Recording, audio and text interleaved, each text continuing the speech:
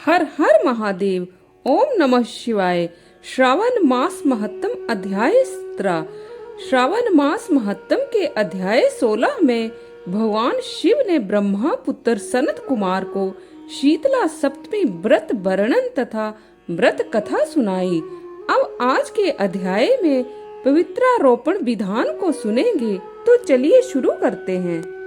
ईश्वर ने सनत कुमार जी से कहा, हे देवेश, अब मैं तुम्हें शुभ पवित्रारोपण के संबंध में बताता हूँ। पहले सप्तमी के दिन अधिवासन करें, अष्टमी के दिन पवित्र रोपण करना चाहिए। जो जीव पवित्रता बनवाता है उसके पुण्य फल को सुनिए। सभी प्रकार के यज्ञ, व्रत तथा दान करने और सभी तीर्थों में स्नान करने का फल मनुष्य को केवल पवित्र धारण करने से प्राप्त हो जाता है, क्योंकि भगवती शिवा सर्वव्यापिनी है। इस व्रत से मनुष्य धनहीन नहीं होता, उसे दुख पीड़ा तथा व्याधियां नहीं होती, उसे शत्रुओं से होने वाला भय नहीं होता, वह कभी भी ग्रहों से पीड़ित नहीं रहता। इससे छोटे बड़े सभी कार्य सिद्ध हो जाते हैं। हे वत्स, मनुष्यों तथा राजाओं के विशेष करके स्त्रियों के पुण्य की वृद्धि के लिए इससे श्रेष्ठ कोई अन्य व्रत नहीं है। हे तात, सौभाग्य प्रदान करने वाले इस व्रत को मैंने आपके प्रति स्नेह के कारण बताया है।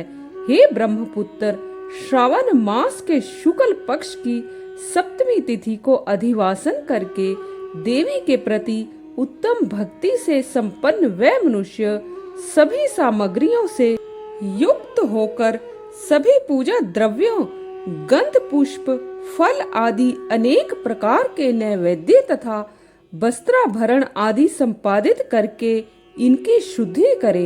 इसके बाद पंचगव्य का प्राशन कराएं, चरु से दिग्वली प्रदान करें तथा अधिवासन करें। उसके बाद सदृश्य वस्त्रों तथा पत्रों से इस पवित्र को आच्छादित करें। पुनः देवी के उस मूल मंत्र से उसे 100 बार अभिमंत्रित करके सर्व शोभासमन्वित उस पवित्र को देवी के समक्ष स्थापित करें। इसके बाद देवी का मंडप बनाकर रात्रि में जागरण करें और नट नर्तक तथा वारांगनाओं के अनेक विध कुशल समूहों और गाने बजाने तथा नाचने की कला में प्रवीण लोगों को देवी के समक्ष स्थापित करें। उसके बाद प्रातः काल विधिवत स्नान करके पुनः बलि प्रदान करें। इसके बाद विधिवत देवी की पूजा करके स्त्रियों तथा द्विजों को भोजन कराएं। पहले देवी को पवित्र अर्पण करें और अंत में दक्षिणा प्रदान करें। हे वत्स, अपनी सामर्थ्य के अनुसार कार्य सिद्धि करने वाले उस नियम को धारण करें। राजा को प्रयत्न पूर्वक स्त्री के प्रति आसक्ति, जुआ, आखेट तथा मांस आदि का परित्याग कर देना चाहिए। ब्राह्मणों तथा आचार्यों को स्वाध्याय का तथा वैश्यों को खेती का कार्य तथा व्यवसान नहीं करना चाहिए। 7, 5, 3, 1 अथवा आधा दिन ही त्याग पूर्वक रहना चाहिए और देवी के कार्यों में निरंतर अपने मन को आसक्त बनाए रखे।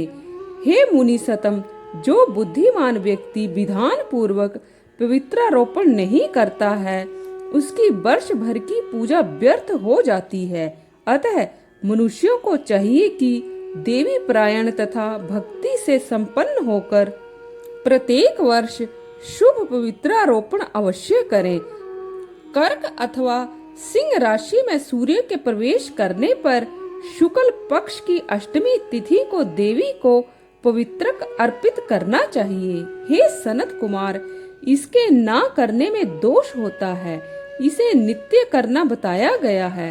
सनत कुमार बोले, हे देवाधिदेव, हे महादेव, हे स्वामिन, आपने जो पवित्रारोपण कहा है प्रभु, उसके निर्माण की विधि ठीक तरह से मुझे बतलाइए।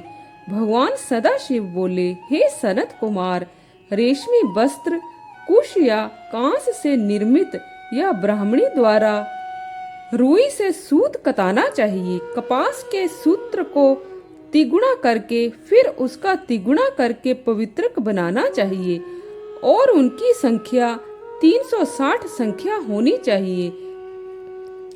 308 तारों का पवित्रक उत्तम और 270 तारों का पवित्रक मध्यम माना गया है। 180 तारों वाले पवित्रक को कनिष्ठ या अधम जानना चाहिए।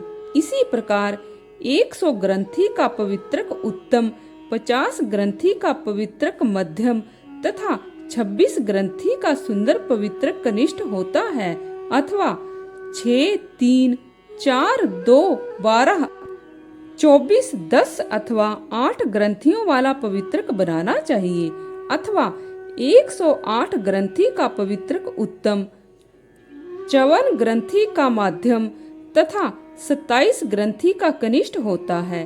प्रतिमा के घुटने तक एक लंबा पवित्रक उत्तम, जंघा तक लंबा पवित्रक मध्यम और नाभि पर्यंत पवित्रक अधम कहा गया है।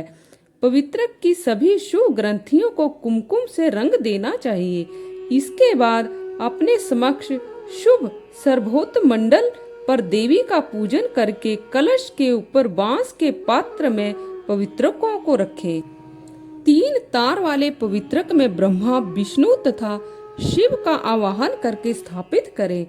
इसके बाद का सुनिए। 9 तार के पवित्रक में ओंकार, सोम, अग्नि, ब्रह्मा, समस्त नागों, चंद्रमा, सूर्य, शिव तथा विश्व देवों की स्थापना करें। हे सनत कुमार, अब मैं ग्रंथियों में स्थापित किए जाने वाले देवताओं का वर्णन करूंगा। क्रिया, पौरुषी, वीरा, विजया, अपराजिता, जाया, भद्रा, मुक्ति और ईशा यह देवियां हैं। इनके नामों के पूर्व में प्रणव तथा अंत में नमः लगाकर ग्रंथि संख्या के अनुसार क्रमशः आवाहन करके चंदन आदि से इनकी पूजा करनी चाहिए। इसके बाद प्रणव से अभिमंत्रित करके देवी को धूप अर्पण करना चाहिए। हे सनत कुमार, मैंने आपसे देवी के इस शुभ पवित्रारोपण का वर्णन कर दिया। इसी प्रकार अन्य देवताओं का भी पवित्रारोपण प्रतिपदा आदि तिथियों में करना चाहिए। मैं उन देवताओं को आपको बताता हूँ। कुबेर, लक्ष्मी, गौरी, गणेश, चंद्रमा, बृहस्पति, सूर्य, चंडिका, अम्बा, वासुकी, ऋषिगण, चक्रपाणि, अनंत, शिवजी, ब्रह्मा और पितृ, इन देवताओं की पूजा प्रतिपदा आदि तिथियों में करनी चाहिए। यह मुख्य देवता का पवित्रारोपण है। उनके अंग देवता का पवित्रक 3 सूत्रों का होना चाहिए। भगवान श्री सदाशिव ने कहा, हे विपेंद्र, अब मैं श्रावण मास के दोनों पक्षों की नवमी तिथियों के करणीय कृत्य को बताऊंगा। इस दिन कुमारी नामक दुर्गा की यथाविधि पूजा करनी चाहिए। दोनों पक्षों की नवमी के दिन नक्त व्रत करें और उनमें दूध तथा मधु का आहार ग्रहण करें अथवा उपवास करें। उस दिन कुमारी नामक उन पाप नाशिनी दुर्गा चंडिका की चांदी की मूर्ति बनाकर भक्ति पूर्वक सदा उनका अर्चन करें। गंध, चंदन, कनेर के पुष्पों, दशांग धूप और मोदकों से उनका पूजन करें। इसके बाद कुमारी कन्या, स्त्रियों तथा विप्रों को श्रद्धा पूर्वक भोजन कराएं। फिर मौन धारण करके स्वयं बिल्व पत्र का आहार ग्रहण करें। इस प्रकार जो मनुष्य अत्यंत श्रद्धा के साथ दुर्गा जी की पूजा करता है, वह उस परम स्थान को जाता है जहाँ देव बृहस्पति विद्यमान है। हे विधि नंदन, यह मैंने आपसे नवमी तिथि का कृत्य कह दिया। यह मनुष्यों के सभी पापों का नाश करने वाला, सभी संपदाएं प्रदान करने वाला, पुत्र पौत्र आदि उत्पन्न करने वाला और अंत में उन्हें उत्तम गति प्रदान करने वाला है।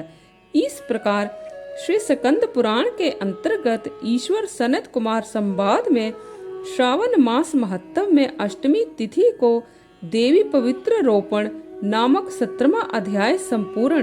तो आज के लिए बस इतना ही। कल फिर आपसे भेंट होगी, तब तक के लिए हर हर महादेव।